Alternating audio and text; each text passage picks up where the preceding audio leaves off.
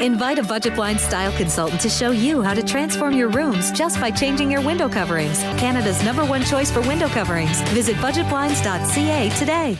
Minimum wage is officially going up in Alberta. This as the NDP government begins the first phase of a major campaign promise to eventually move it up to $15 an hour by 2018, the highest in the country. While the NDP say the wage increase is good for labor, opponents argue the policy will lead to higher prices for consumer goods and hurt job creators in the province. We check in how some in the local service industry are reacting. It's a quiet afternoon at the Lloydminster Canadian Brewhouse as staff wait for customers to make their way in. Working as a server for the last 5 years, Jennifer McLaren is no stranger to the ups and downs of the service industry, but through it all, it's a job that works for her. I did it because I was in school. It's a flexible job, flexible hours. I like to travel and stuff like that, so it's flexible that way.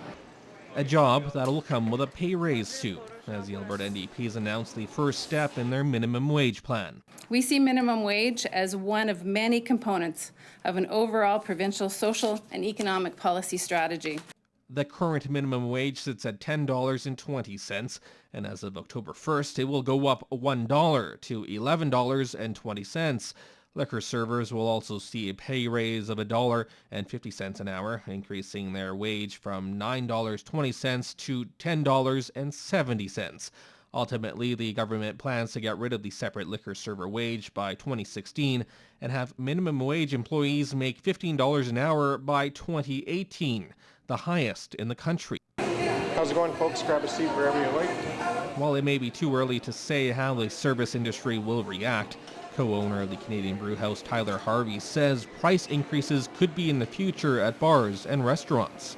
At the end of the day, everybody else, all your middle class and so forth, are just going to have to, cover that. And at the end of the day, the people that are making that minimum wage will also be affected by the increase of the cost of food. And I wouldn't be surprised if they start seeing rent increases, that kind of stuff too. So I'm very curious to see what happens over the next few years.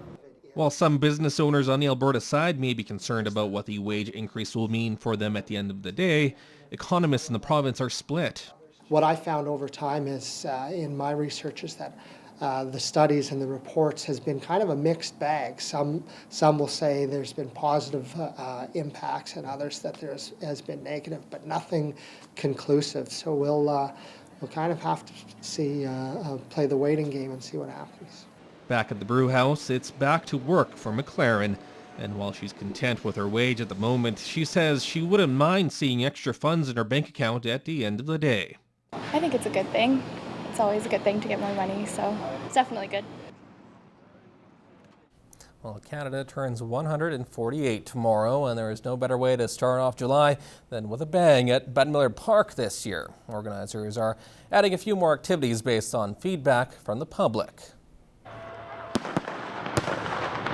More events for people that want to sit and watch and take in some activities. So we did have the multicultural event last year. This will be its second year, and it's a great place to sit and watch entertainment, take in some vendors, and it's over at Lakeline College, and it's from 1 to 4. We have a few new attractions. We've got some more bounce houses. Our lineups were really long last year for the bounce houses. We've got an attraction area for kind of older, younger teens. Popular attractions such as the tethered hot air balloon rides and the classic car and bike show are back. Food vendors will be set up at the parking lot, so driving into the park will not be an option before 6 p.m. We'll be asking everybody to use Lakeline College parking from 1 till 6. The Bette Miller parking lot will be closed. We also have a shuttle service going from the Service Sports Centre. It's free, and it's from 12:30 to 6:15. It'll be running every 10 minutes. We also are bringing in some extra bike racks from the school division, and so people can bike and walk. The extra bike racks will be set up in the Kids Zone and by the Leisure Centre. Opening ceremonies begin at 1 p.m. And as we mark Canada Day, local RCMP are reminding residents using fireworks or bottle rockets in city limits without a permit is illegal.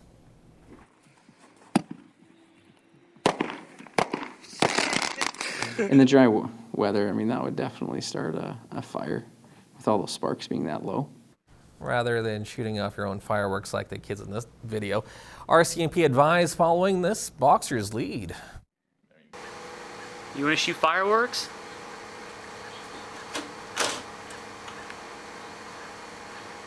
The city is going to be putting on fireworks that night, so you can save yourself the time and the money and go out and enjoy the ones that the city has provided for you. Constable Kersinger says historically Canada Day has been peaceful in a border city, but there will be officers at the park during the celebrations. We'll be there in a red surge just to support this great country and help the people in Lloydminster just have a fun festive day down at the park. And he adds the maximum fine for illegally setting off fireworks is $500.